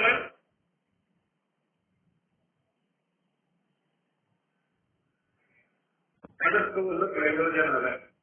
ಅಂದ್ರೆ ಈ ಗ್ರಂಥದಲ್ಲಿ ಪ್ರವೇಶ ಆಗಲಿಕ್ಕೆ ಯಾರು ಅಧಿಕಾರಿಗಳಪ್ಪ? ಆ ಗ್ರಂಥದ ವಿಷಯ ಏನದ, ಆ ಗ್ರಂಥಕ್ಕೂ ಮತ್ತು ಆ ಅಧಿಕಾರಿಗೂ ಆ ವಿಷಯಕ್ಕೂ ಮತ್ತು ಗ್ರಂಥಕ್ಕೂ ಏನು ಸಂಬಂಧ, ಮತ್ತ ಆ ಗ್ರಂಥದಲ್ಲಿ ಪ್ರವೇಶ ಆಗಿ ಅದರೊಳಗೆ ಸಂಬಂಧ ಪಡೆಯುವುದರಿಂದ ಏನು ಪ್ರಯೋಜನ, ಇವೆಲ್ಲವೂ ತಿಳಿಯದೇ ಹೋದಾದರೆ ಯಾರೂ ಕೂಡ ಗ್ರಂಥದಲ್ಲಿ ಪ್ರವೇಶ ಆಗುವುದಿಲ್ಲ. ಅದಕ್ಕೆ ಸಂಸ್ಕೃತದಲ್ಲಿ ಒಂದು ಮಾತ ಇದಕ್ಕೆ ನಾನು ಅನ್ಕೊಂಡು ಬಂದಿದ್ದೆ, ಪದೇ ಪದೇ ಹೇಳ್ತಾ ಇದ್ದೇನೆ. ಪ್ರಯೋಜನೇನ ವಿನಃ ಮಂದೋಪಿ ನ ಪ್ರವೃತ್ತಂತೆ. ಪ್ರಯೋಜನವಿಲ್ಲದೆ, ಯಾವುದೇ ಒಂದು ಲಾಭವಿಲ್ಲದೆ, ಯಾವುದೇ ಒಂದು ತನಗೆ ಬೇಕು ಅನ್ನುವಂತಹ ಬಯಕೆಯ ವಿಷಯವಿಲ್ಲದೆ ಯಾರೂ ಕೂಡ ಆ ವಿಷಯದಲ್ಲಿ ಪ್ರವೃತ್ತರಾಗುವುದೇ ಇಲ್ಲ. ಬೇಕನ್ನುವುದು ಮೊದಲು ಬೇಕು. ಆ ಬೇಕನ್ನುವುದು ಏನು ಬೇಕು, ಆ ವಸ್ತುವನ್ನು ಪಡೆಯುವುದಕ್ಕೋಸ್ಕರವಾಗಿ ಏನು ಪ್ರಯತ್ನ ಮಾಡಬೇಕು, ಆ ನಂತರ ಮಾತ್ರ ಮೊದಲು ಬೇಕನ್ನುವುದಿದ್ದಾಗ ಮಾತ್ರ ಪ್ರಯತ್ನ ನಂತರದ ವಿಷಯ. ಆಗ ಇಲ್ಲಿ ಆ ಪ್ರಯೋಜನ ಅನ್ನುವಂಥದ್ದು ಈ ಗ್ರಂಥದಲ್ಲಿ ಅದ ಅನ್ನುವಂಥದ್ದನ್ನ ಹೇಳ್ತಾರೆ. ಇದರ ಅನುಬಂಧ ಅಂತ ಅದಕ್ಕೆ ಹೆಸರು ಕೊಟ್ಟಿದ್ದಾರೆ. ಈ ಅನುಬಂಧನೆ ಎದಕ್ಕಬೇಕು ನಮಗೆ ತಿಳಿಲಿಲ್ಲ. ಬಂಧ ಅಂದ್ರೆ ಬಂಧನ, ಅದು ಬಂಧನ ಅಂದ್ರೆ ಕಟ್ಟುವುದು, ಕಟ್ಟಿ ಹಾಕುವುದು, ಇದನ್ನ ಅರ್ಥ ಆಗ್ತದೆ. ಈಗ ಅನುಬಂಧ ಅಂದ್ರೆ ಇಲ್ಲಿ ಶಾಸ್ತ್ರದಲ್ಲಿ ಬಂದು ಅದಕ್ಕೆ ಏನ್ರಿ ಅರ್ಥ, ಬೇರೆ ಬೇರೆ ಸಂದರ್ಭಗಳಲ್ಲಿ ಬೇರೆ ಬೇರೆ ಶಬ್ದದ ಅಥವಾ ಒಂದೇ ಶಬ್ದದ ಅನೇಕ ಅರ್ಥಗಳು. ಬೇರೆ ಬೇರೆ ಸಂದರ್ಭಗಳಲ್ಲಿ ಒಂದೇ ಶಬ್ದದ್ದು ಅನೇಕ ಅರ್ಥಗಳಾಗ್ತವೆ. ಆಯಾ ಸಂದರ್ಭಕ್ಕೆ ಅನುಗುಣವಾಗಿ ನಾವು ಅರ್ಥವನ್ನು ಮಾಡ್ತೇವೆ.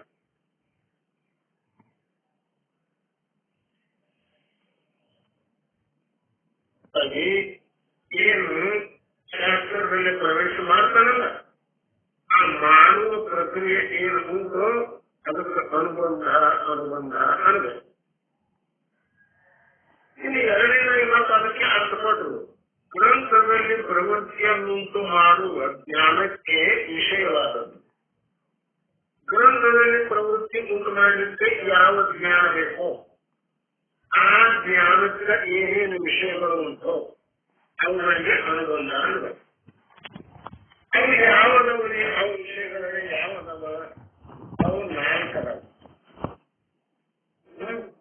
ಅವು ನಾಲ್ಕದವ. ಇನ್ನು ಈ ಶಾಸ್ತ್ರದಲ್ಲಿ ಪ್ರವೇಶ, ನಾವು ಶಾಸ್ತ್ರ ಹೇಳ್ತೇವೆ, ನಾವು ಶಾಸ್ತ್ರ ಕೇಳ್ತೇವೆ, ಶಾಸ್ತ್ರ ಬರ್ತಿದ್ದೆವು, ಗುರುಗಳು ದಿನಾಲು ಮಠದಲ್ಲಿ ಶಾಸ್ತ್ರ ಹೇಳ್ತಾರೆ ಅಂತ ನಾವು ಯಾವಾಗಲೂ ಆ ಶಾಸ್ತ್ರ ಅನ್ನುವಂಥ ಶಬ್ದದ ಬಳಕೆಯನ್ನು ಪದೇ ಪದೇ ಮಾಡ್ತೇವೆ. ಆದ್ರೆ ಶಾಸ್ತ್ರ ಅಂದ್ರೆ ಏನು, ಶಾಸ್ತ್ರ ಅಂತ ಎದಕ್ಕೆ ಅನ್ನಬೇಕು, ಅದನ್ನು ಸ್ವಲ್ಪ ತಿಳಿಬೇಕು. ಅಂದ್ರೆ ಶಾಸ್ತ್ರ ಅಂದ್ರೆ ಏನ್ರಿ, ಅದು ಹೆಸರಿರ್ತದೆ, ಅದನ್ನು ಸ್ವಲ್ಪ ನಮ್ಮ ತಿಳಿಸಿಕೊಡ್ರಿ ಅಂತಂದಾಗ ಶಾಸ್ತ್ರಕ್ಕೆ ವ್ಯಾಖ್ಯಾನ ಮಾಡಿ ಏನು ಜ್ಞಾಪಕತ್ವ ಶಾಸ್ತ್ರ. ನಮಗೆ ನಾವು ಮಾಡಿಕೊಡುವುದು ಯಾವುದು ನಮಗೆ ವಿಷಯವನ್ನ ಅರ್ಥವಾಗಿ ಯಾವುದು ತಿಳಿಸಿಕೊಡು. ಈ ಶಾಸ್ತ್ರದಲ್ಲಿ ಅನೇಕ ಪ್ರಕಾರ ಶಾಸ್ತ್ರಗಳು, ಆ ಶಾಸ್ತ್ರಗಳಲ್ಲಿ ಇಲ್ಲಿ ನಮಗೆ ಯಾವುದಪ್ಪ ಇದು, ಅದು ಅದ್ವೈತ ಶಾಸ್ತ್ರ, ಅದ್ವೈತ ಶಾಸ್ತ್ರ. ಇದು ಶಾಸ್ತ್ರ ಶಾಸ್ತ್ರ ಅದಾವ. ಸೈನ್ಸದ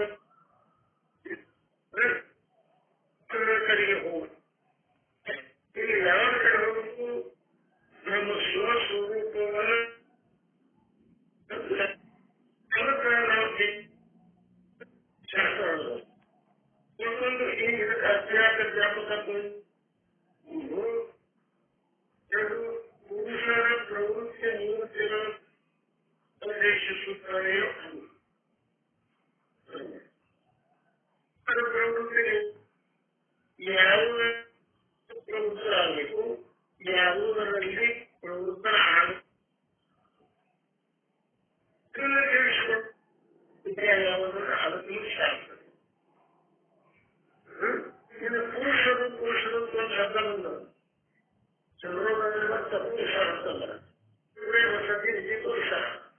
ಈ ಪುರಾಣಗಳ ಈ 8 ಪುರಗಳಲ್ಲಿ ಇರ್ತಕ್ಕಂಥವರಿಗೆ ಪುರುಷರು. ಆ ಪುರುಷರಿಗೆ ಏನಿರಬೇಕು? ಜೀವ ಇರಬೇಕು. ಅವರಿಗೆ ಜೀವಾತ್ಮ ಇರಬೇಕು. ಈ ಜೀವಾತ್ಮನ ಇಚ್ಛೆಗೆ ವಿಷಯ. ಇಲ್ಲಿ ಪುರುಷ ಅಂತ ಯಾಕೆ ಬಂತು ಅನ್ನೋದಕ್ಕೆ 8 ಪುರಗಳಲ್ಲಿ ವಾಸ ಮಾಡಿದವರಿಗೆ ಪುರುಷ ಅಂತ ಚಂದ್ರೋದಯ ಮುಂದಿನ ವಿಷಯ. ಆದರೂ ಕೂಡ ನಾನು ಹೇಳ್ತಾ ಇದ್ದೇನೆ, ಆ 8 ಪುರಗಳು ಯಾವುವು? ಜ್ಞಾನೇಂದ್ರಿಯ ಪಂಚಕ ಒಂದು. ಈ ಶರೀರದಲ್ಲಿ 5 ಜ್ಞಾನೇಂದ್ರಿಯಗಳು.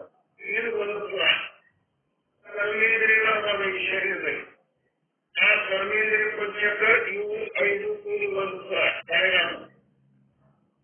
ಅನಂತರ ಪ್ರಾಣ ಪಂಚಕ ಈ ಶರೀರದಲ್ಲಿ ಬಂದು 5 ಪ್ರಕಾರದ ಪ್ರಾಣಗಳ ವಾಯುಗಳ ಅವು ಯಾವ ಯಾವ ಸ್ಥಾನದಲ್ಲಿ ಇದ್ದುಕೊಂಡು ಏನೇನು ಕೆಲಸ ಮಾಡ್ತಾವೋ ಮುಂದೆ ಬರುವುದೇ ಅದ. ಅದು ಒಂದು ಪುರ. ಯಾವುದು? ಪ್ರಾಣ ಪಂಚಕ. ಎಷ್ಟಾದರೂ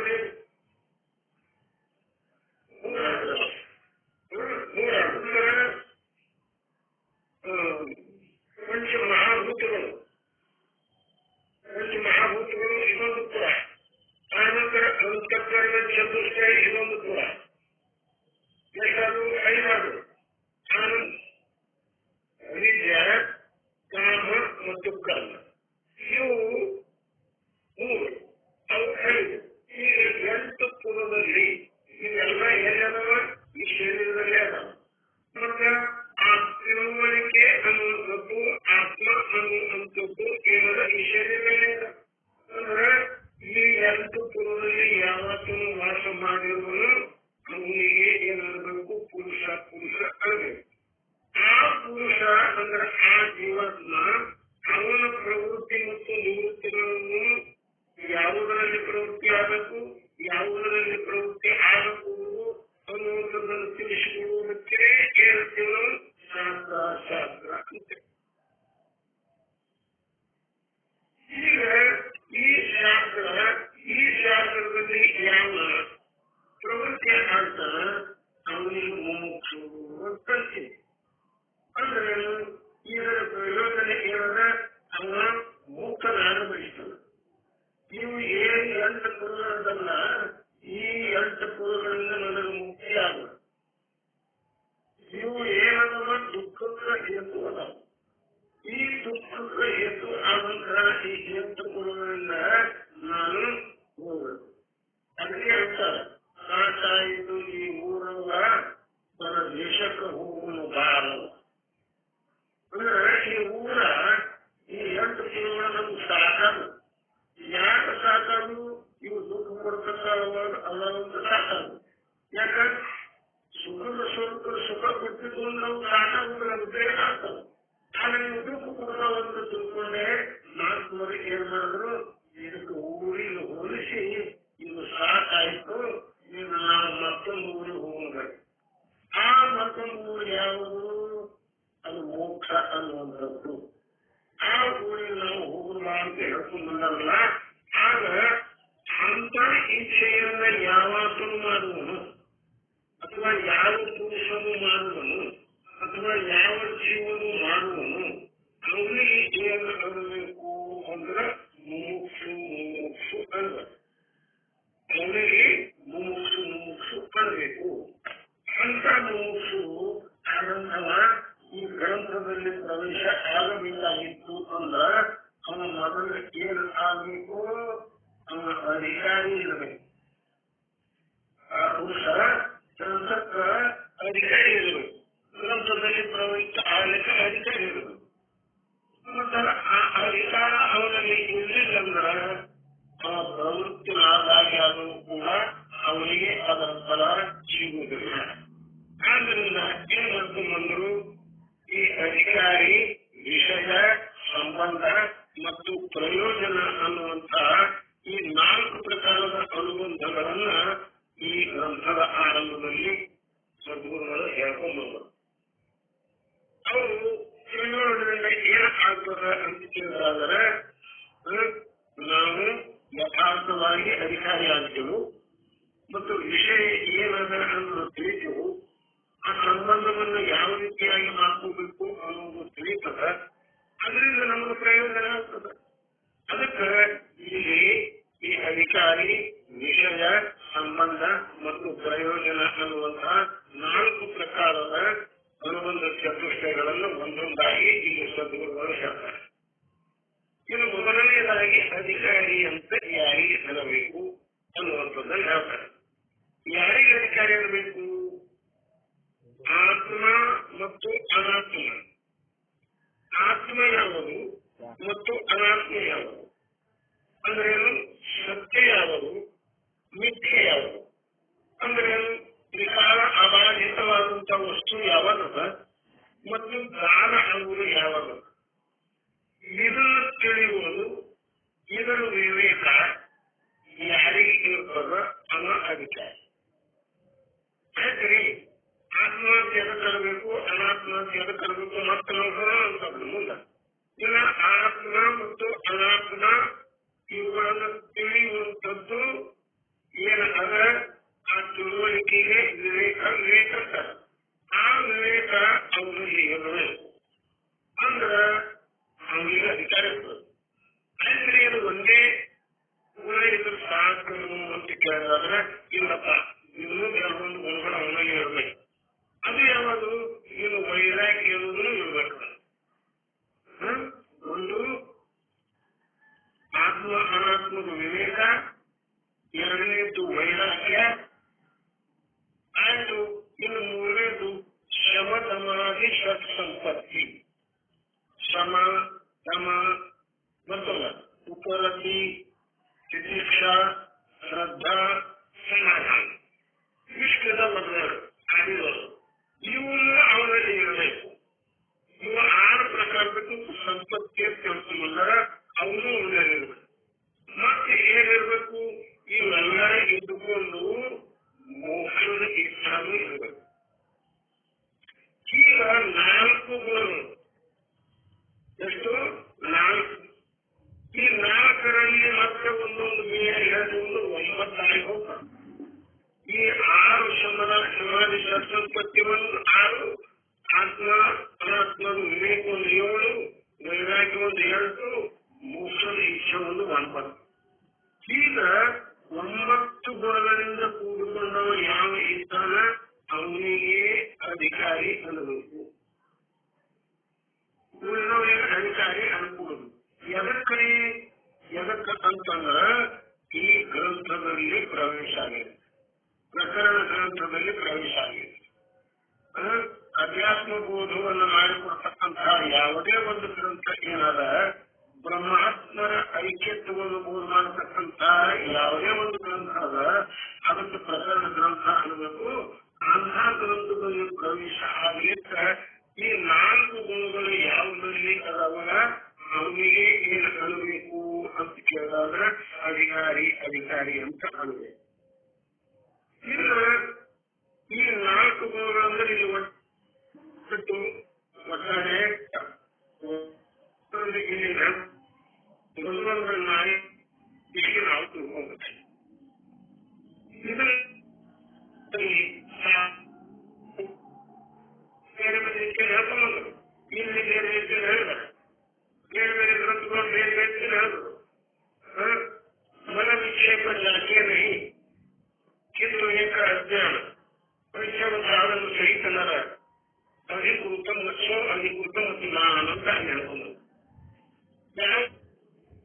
ಮನದೋಷ ವಿಕ್ಷೇಪ ದೋಷ ಇಲ್ಲವೋ ಅಲ್ಲಿ ಹೆಚ್ಚಿಗೆ ಹೇಳ್ಕೊಂಬಂದ್ರು ನೋಡಿ. ಯಾರು ಮನದೋಷದ ವಿಕ್ಷೇಪ ದೋಷ ಎರಡನೇ ಯಾವುದಲ್ಲಿಲ್ಲ. ಮನದೋಷ ಅಂತಂತಂದ್ರೆ ಪಾಪದ ವಿಚಾರ ಅವನಲ್ಲಿ ಸುಳಿಯುವುದೇ ಇಲ್ಲ. ಅವನಲ್ಲಿ ಯಾವುದೇ ಪ್ರಕಾರದ ಪಾಪದ ವಿಚಾರಗಳು ಬರುವುದಿಲ್ಲ. ಮತ್ತು ಯಾವನ ಮನುಷ್ಯ ಹೇಳದಂಗೆ ಕೇಳ್ತಾನೆ, ನಮ್ಮ ಹೇಳ್ದಂಗೆ ಕೇಳ್ತಾನೆ. ವಿಕ್ಷೇಪ ಇಲ್ಲ, ಸಂಜನತೆ ಇಲ್ಲ. ಅದು ಬೇಕು ಇದು ಬೇಕು ಅಂತ ಯಾವಾಗಲೂ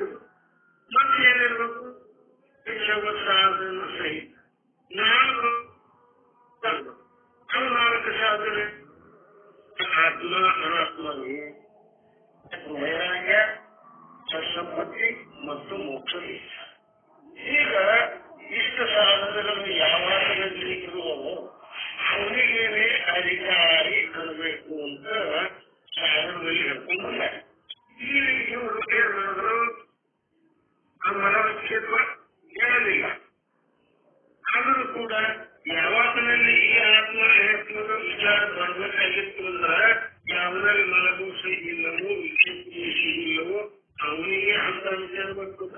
ಇವರಿಗೆ ಬರುವುದಿಲ್ಲ. ಅದನ್ನು ನಾವು ಅಧ್ಯಯನ ಮಾಡಿ ಆತ್ಮ ವಿವೇಕಾಂತಿ ಅದಕ್ಕೆ ಅನ್ನಬೇಕು.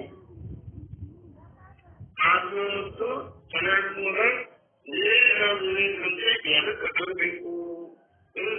ನಮಗೆ ಗೊತ್ತಿಲ್ಲ ಅದನ್ನು ನೀವು ಊಹಿಸಿಕೊಡಿ ಅಂತ ಆಶೀಷನಾದಂತ ಪ್ರಶ್ನೆ ಮಾಡಿದಾಗ ಅವರ ಸಂದರ್ಭಗಳು ಅದರ ಯಾರಕ್ಕಂತಾರ ನಾನು ಹೇಳ್ತೀನಿ ಅಂತ ಅವರು ಹೇಳ್ಕೊಂಡ್ಬಂದ್ರು. ಏನಂದ್ರು?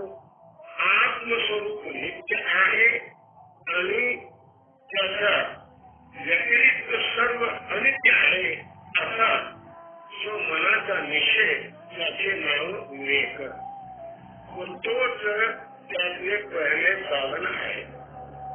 हे अर्थ आज त्याची व्याख्या ಅವನವರ ಕಂಠಸ್ಥಿರಬೇಕು.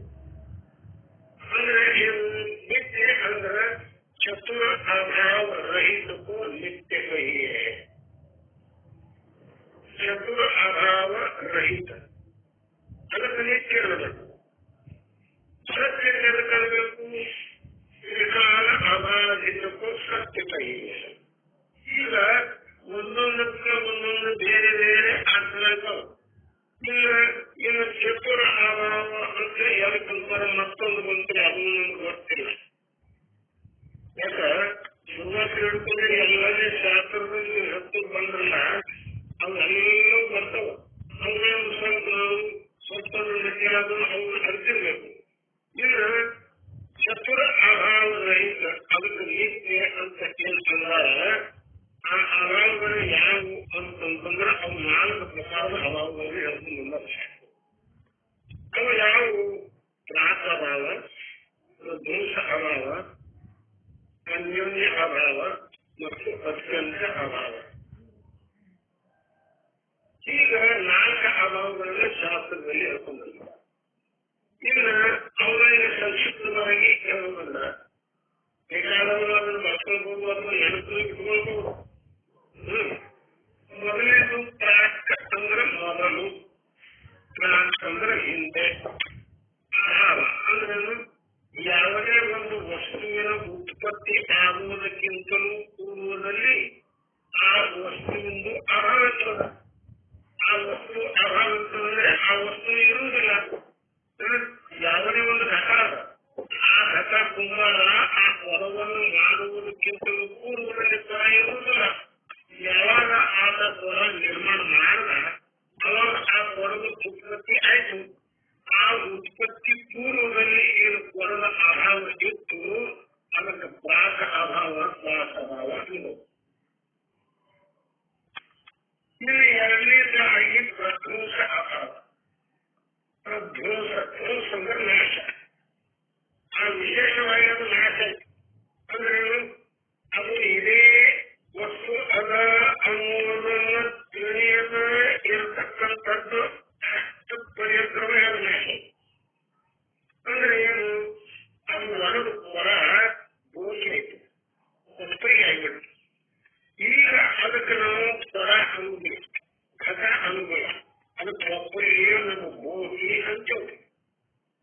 ಯಾವ ಭಾಷೆಯಲ್ಲಿ ಬೇರೆ ಬೇರೆ ಭಾಷೆಯಲ್ಲಿ ಬೇರೆ ಬೇರೆ ಪ್ರದೇಶದಲ್ಲಿ ಆ ಶಬ್ದಗಳು ಬೇರೆ ಬೇರೆ ಇರ್ತಾವ. ನಮಗೆ ಗೊತ್ತಿದ್ದದ್ದು ಒಬ್ಬರಿಗೆ ಅಥವಾ ಬೋಗಿ ಅಂತ ಈಗ ಶಬ್ದ ಗೊತ್ತದ. ಇನ್ನು ಬೇರೆ ಪ್ರದೇಶದಲ್ಲಿ ಅದಕ್ಕೆ ಮತ್ತೊಂದು ಅರ್ಥ ಇರ್ಬೋದು. ಅಂದ್ರೆ ಈಗ ಅದು ಒಳಿತು, ಅದು ನಾಶ ಆಯ್ತು. ಆ ನಾಶವಾದ ನಂತರ ಏನು ಅಭಾವ ಇರ್ತದ, ಆ ಘಟದ ಅಭಾವ ಆಯ್ತು, ಆ ಘಟ ಇಲ್ಲದಂತೆ ಆಯ್ತು. ಆ ಅಭಾವ ಪ್ರಧ್ವಂಸ ಅಭಾವ ಅನ್ನಬೇಕು. ಇನ್ನು ಅನ್ಯೋನ್ಯ ಅಭಾವ ಅಂತ ಬರ್ತದೆ. ಅನ್ಯರಲ್ಲಿ ಅನ್ಯದರ ಅಭಾವ. ಒಂದು ವಸ್ತುವಿನಲ್ಲಿ ಮತ್ತೊಂದು ವಸ್ತುವಿನ ಅಭಾವ. ಶಾಸ್ತ್ರದಲ್ಲಿ ಘಟಪಟ ಆಗಿದ್ರೆ ದೃಷ್ಟಾಂತವನ್ನು ಕೊಡ್ತಾರೆ. ಘಟದಲ್ಲಿ ಪಟದ ಅಭಾವ. ಅಂದ್ರೆ ಏನು? ಘಟ ಅಂದ್ರೆ ಪಟ ಅಲ್ಲ, ಪಟ ಅಂದ್ರೆ ಘಟ ಅಲ್ಲ. ಘಟದಲ್ಲಿ ಘಟ ಇಲ್ಲ, ಘಟದಲ್ಲಿ ಘಟ ಉಂಟು, ಪಟದಲ್ಲಿ ಪಟ ಉಂಟು. ಆ ಘಟದಲ್ಲಿ ಪಟದ ಅಭಾವದ ಅದರಂತೆ ಪಟದಲ್ಲಿ ಘಟದ ಅಭಾವದ. ಹೀಗೆ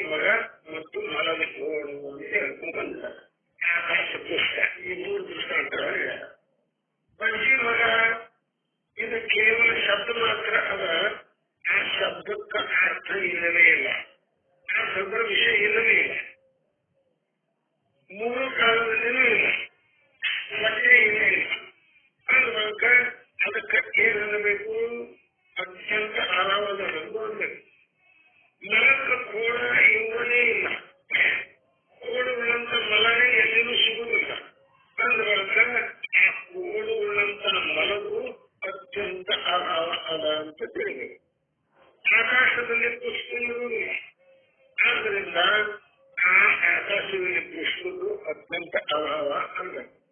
ಇಂಥ ಈ 4 ಅಭಾವಗಳ ಏನು ಅದಾವಲ್ಲ, ಇವುಗಳಿಂದ ರಹಿತವಾದದ್ದು ಅಂದ್ರೇನೆ ಭಾವವುಳ್ಳದ್ದು. ಅಂದ್ರೇನು? ಯಾವಾಗಲೂ ಇರತಕ್ಕಂಥದ್ದು, ಅದರ ಅಭಾವವೇ ಇಲ್ಲ. ಅಂದ್ರೇನು? ಅದು ಹುಟ್ಟಿಲ್ಲ, ಅದು ನಾಶ ಆಗುವುದಿಲ್ಲ, ಅದು ಇದರಲ್ಲಿ ಅದ ಇದರಲ್ಲಿ ಇಲ್ಲ ಅನ್ನುವಂಥದ್ದೇನು ಇಲ್ಲ. ಅದರಲ್ಲೂ ಅತ್ಯಂತ ಅಭಾವವನ್ನು ಹೇಳಲಿಕ್ಕೆ ಬರುವುದಿಲ್ಲ. ಅಂಥ ವಸ್ತು ಯಾವಾಗಂದ್ರೆ ಅದಕ್ಕೆ ಏನ್ ಅನ್ನಬೇಕು? ಚತುರ ಅಭಾವ ರಹಿತ ಅನ್ನಬೇಕು. ಅದಕ್ಕೆ ಏನು ಅನ್ನಬೇಕು? ನಿತ್ಯ ಅನ್ನಬೇಕು. ಅಂಥದ್ದು ಆತ್ಮ ಅನಾತ್ಮದ್ದು ಇದು ಯಾವಾಗ ನಿತ್ಯವ, ಯಾವಾಗ ಅನಿತ್ಯ ಅಂದ್ರೇನು? ಅನಿತ್ಯ ಅಂದ್ರೆ ಈ 4 ಪ್ರಕಾರದ ಅಭಾವದಿಂದ ಕೂಡಿಕೊಂಡಿರ್ತದೆ. ಆ 4 ಪ್ರಕಾರದ ಅಭಾವದಿಂದ ಕೂಡಿಕೊಂಡದ್ದು ಯಾವಾಗ ಮತ್ತು ಈ ಅಭಾವಗಳಿಂದ ರಹಿತವಾದದ್ದು ಯಾವಾಗ, ಇವು ಎರಡನ್ನ ಕಡೆ ಅಂದ್ರೆ ಆತ್ಮ ಮತ್ತು ಅನಾತ್ಮ ವಿವೇಕ ಅಂತ. ಆತ್ಮ ಇದು ಚತುರ ಅಭಾವ ರಹಿತರ ಈ ದೇಹಾದಿ ಪ್ರಪಂಚ ಇದು ಹುಟ್ಟುವುದಕ್ಕಿಂತ ಮೊದಲಿಲ್ಲ, ಇದು ನಾಶ ಆದ ಬಳಿಕ ಇಲ್ಲ. ಇದರಲ್ಲಿ ಒಂದೇ ಅಂದ್ರೆ ಒಂದು ಕಿವಿಯೊಳಗ ಕಿವಿ ಅದೇ ತಿರ್ಗ ಉಳಿದ ಎಲ್ಲ ಕಾಲಂದ ಕೈ ಸಾಯಲ್ಲ.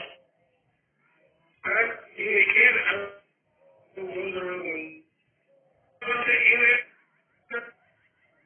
ಇವುಗಳು ಅತ್ಯಂತ ಅಭಾವನೆ ಅದ. ಇವು ಹುಟ್ಟುಬೇಕ್ರೆ ಮೊದಲು ಇಲ್ಲ, ನಾಶ ಆಗಬೇಕು ಇಲ್ಲ, ಮಧ್ಯದಲ್ಲಿ ತೋರಿ ಅಳಗ್ತಾವಲ್ಲ, ಆ ತೋರುವಾಗ ಇಲ್ಲಬೇಕಿಲ್ಲ ಅಂತ ಈಗ ತಿಳಿಯುವುದಕ್ಕೆ ಏನಂತಾರ? ಆತ್ಮ ಅನಾತ್ಮ ವಿವೇಕ ಅಂತಾರ. ಇದು ಅದರಲ್ಲಿ ಇರಬೇಕು, ಅಧಿಕಾರಿಯಾದವರಲ್ಲಿ. ಇದು ಎರಡನೇದು ವೈರಾಗ್ಯ ಅಂತ ಬಂತು. ವೈರಾಗ್ಯ ಅಂದ್ರೆ ಏನು? ಸಂಕ್ಷಿಪ್ತವಾಗಿ ಹೇಳ್ತೀನಿ, ಸಮಯ ಆಗುತ್ತೆ ಬಂದ್ರೆ. ಈ ಲೋಕದ ಭೋಗಗಳನ್ನೇ ಮೊದಲು ಮಾಡಿಕೊಂಡು ಸ್ವರ್ಗಲೋಕದ ಭೋಗಗಳ ಪರ್ಯಂತವಾಗಿ ಏನು ಭೋಗಗಳ ಅದಾವ, ಏನು ವಿಷಯಗಳ ಅದಾವ ಅಂತ ತಿಳಿ. ಅವು ತುಚ್ಛ ಹೇಗೆ? ಆತ್ಮನಿಷ್ಠ ಸ್ವನಿಷ್ಠ.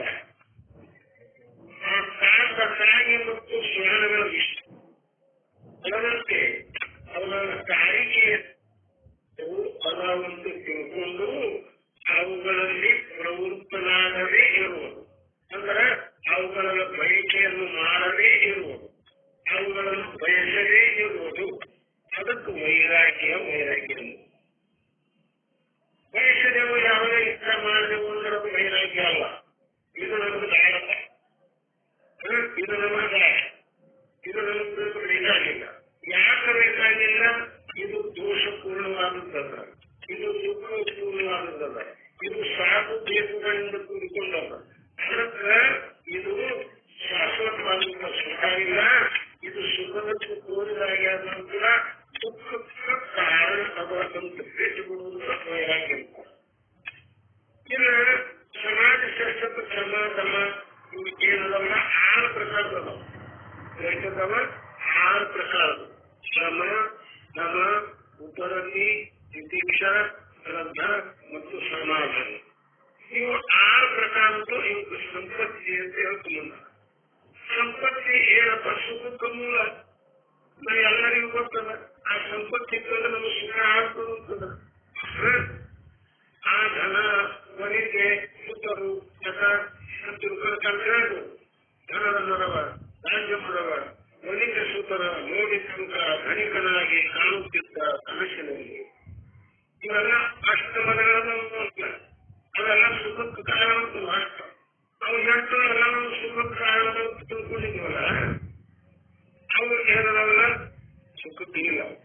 ಅದಕ್ಕೆ ಅವುಗಳಿಂದ ನಾವು ಯಾರ ನಿವೃತ್ತಿ ಆಗಬೇಕು ಅನ್ನುವಂಥದ್ದನ್ನ ಮತ್ತೆ ವಿಸ್ತಾರವಾಗಿ ಆ 6 ಪ್ರಕಾರದ ಸಂಪತ್ತಿ